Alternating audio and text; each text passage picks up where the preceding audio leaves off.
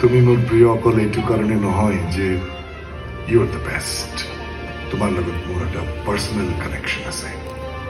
তুমিতো জানাই যে মই অবিবাহিত থাকি গোটেই জীৱনটো দেশৰ কাৰণে ডেডিকেট কৰিছোঁ, আৰু চাগে এনেকুৱাইকে মোৰ জীৱনটো শেষ হৈ যাব।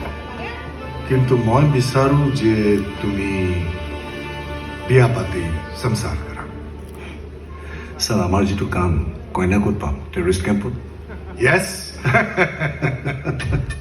অ'কে, মই তো যাওঁ, তুমি সংকল্প কথাটো জনাই দিবা। Sir, And all the best. Thank you sir.